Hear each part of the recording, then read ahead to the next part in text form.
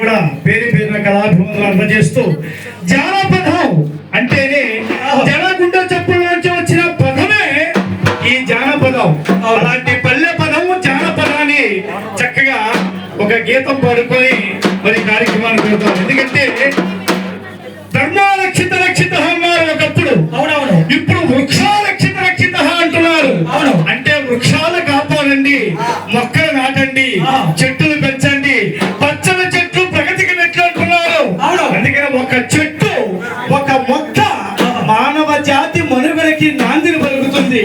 అది ఎలాగంటే చెట్టమ్మ చెట్టమ్మ పచ్చని చెట్టమ్మ నువ్వు లేక మానవ మనుగడ లేదే లేదోయమ్మ.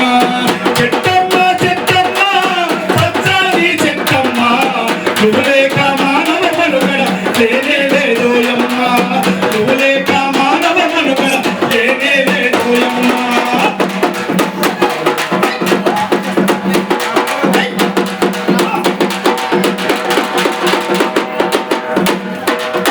ఇంటింటి గుమ్మ ముందు తోరణాలకైనావు, ఇంటింటి గుమ్మ ముందు తోరణాలకైనావు. చుట్టాలు పక్కాలొస్తే చిరుగాలితో పలకరించినావు, చుట్టాలు పక్కాలొస్తే చిరుగాలితో పలకరించినావు. కూర్చుంటే కూర్చైనావు, కునుకొస్తే మంచమైనావు, కూర్చుంటే కూర్చైనావు, కునుకొస్తే మంచమైనావు.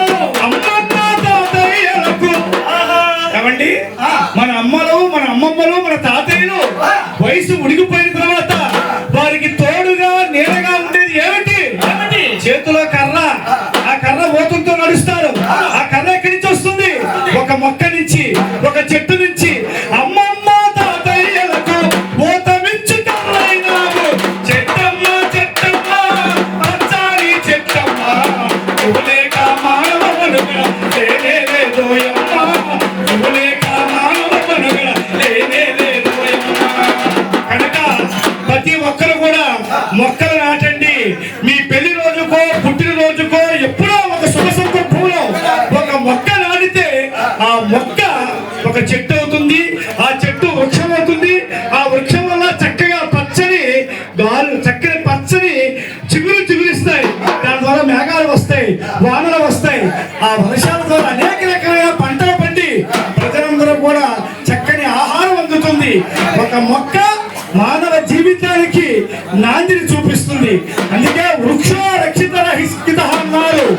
పచ్చని చెట్లు ప్రగతికి మెట్లు. అందుచేత కళ కోసం కాదు, ప్రజల కోసం అన్నారు గరికిపాటి రాజారావు గారు. శభాష్. అటువంటి కళ కోసము మేము కళాకారులం, ప్రజా కళాకారులం, సమాపాకసారులం. మేము కళాకారులం, ప్రజా కళాకారులం, ప్రజాపాకసారులం.